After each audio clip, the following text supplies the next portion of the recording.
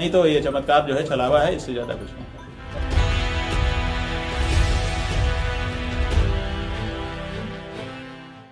बागेश्वर धाम को लेकर हो रहा बवाल फिलहाल शांत होता नजर नहीं आ रहा। कोई बागेश्वर धाम के पीठाधीश्वर धीरेन्द्र शास्त्री का विरोध कर रहा है तो कोई धीरेन्द्र शास्त्री का समर्थन भी कर रहा है। बीजेपी नेता कैलाश विजयवर्गीय और रमन सिंह ने तो धीरेन्द्र शास्त्री के समर्थन में आवाज उठाई ही है, उनका समर्थन किया ही है, लेकिन स्वामी अविमुक्तेश्वरानंद धीरेन्द्र शास्त्री को चुनौती दे रहे हैं, वो भी जोशीमठ के नाम पर। जी, जोशीमठ की मौजूदा हालात को लेकर स्वामी अविमुक्तेश्वरानंद ने बागेश्वर बाबा को चुनौती दे दी है।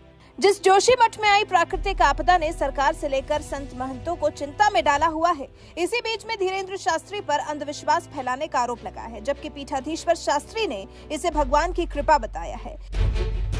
ऐसे में स्वामी अविमुक्तेश्वरानंद ने छत्तीसगढ़ के बिलासपुर में कहा कि चमत्कार दिखाने वाले जोशीमठ आकर धसकती जमीन रोक कर दिखाएं, फिर हम उनकी जय जयकार करेंगे, नमस्कार करेंगे।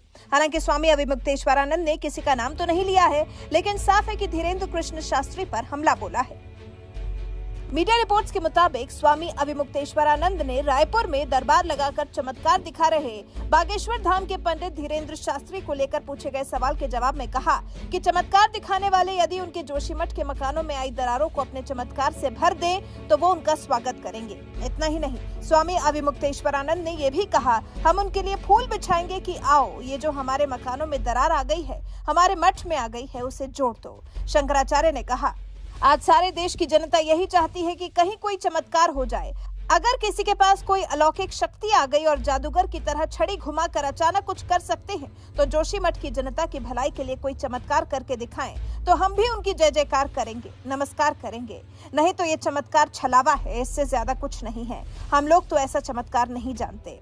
हम उनको फूल बिछाएंगे कि आओ, और ये जो मकान में दरार आ गई है, हमारे मठ में आ गई है, उसको जोड़ दो। नहीं समझे? हम फूल बिछा करके उनको ले आएंगे और फिर झुक करके पलकों पर बिछा करके उनको वापस करेंगे। दिखाओ ना चमत्कार। हम लोग तो, सारे देश की जनता चमत्कार चाहती है कि कोई चमत्कार हो जाए। कहाँ हो रहा है चमत्कार? एक नारियल जो पहले से हम लाए हैं उसमें से हम चुनरी निकाल दें, ये कौन सा? अच्छा, मान लो चुनरी नहीं, उससे सोना निकल जाए गोला, उससे जनता का क्या भला होगा? तो जो चमत्कार हो रहे हैं वो जनता की भलाई में अगर उनका कोई विनियोग हो तो हम उनके जय जयकार करेंगे, नमस्कार करेंगे। और नहीं तो ये चमत्कार जो है छलावा है, इससे ज्यादा कुछ नहीं। फिर धर्मांतरण को लेकर भी स्वामी अविमुक्तेश्वरानंद शंकराचार्य ने बात की, कहा कि कोई ऐसा चमत्कारी पुरुष है तो धर्मांतरण रोक दे, लोगों की आत्महत्या रोक दे, लोगों के घरों में झगड़े और फसाद हो रहे हैं, सुमति ला दे, पूरा देश आकर एक दूसरे से प्यार करने लग जाए, जो वर्गों में विद्वेष हो रहे हैं उन वर्गों के विद्वेष रोक दे। ऐसा कुछ जनता और राष्ट्र के लिए उपयोगी चमत्कार करके दिखाएं, तब हम उसको चमत्कारी पुरुष कह सकते हैं। जबकि बागेश्वर बाबा धीरेन्द्र शास्त्री ने खुद को चमत्कारी बताया ही नहीं।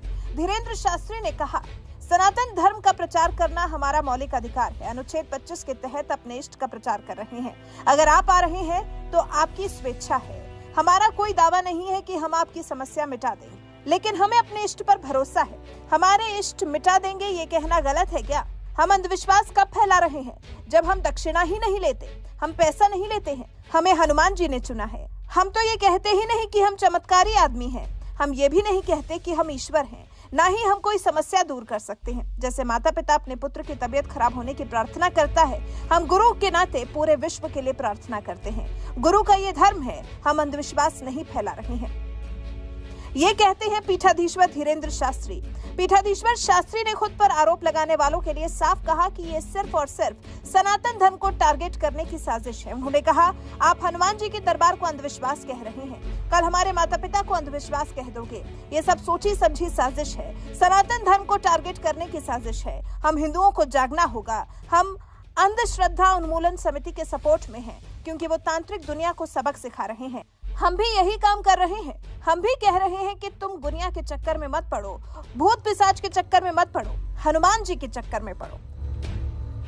अब जब धीरेन्द्र शास्त्री ने खुद के चमत्कारी होने का कोई दावा किया ही नहीं है, तो फिर स्वामी अविमुक्तेश्वरानंद कैसे उम्मीद कर रहे हैं कि वो जोशीमठ में प्राकृतिक आपदा की वजह से आई दरारों को भर देंगे? वैसे आप स्वामी अविमुक्तेश्वरानंद शंकराचार्य की धीरेन्द्र शास्त्री को जोशीमठ को लेकर दी गई चुनौती को लेकर क्या कुछ कहना चाहेंगे?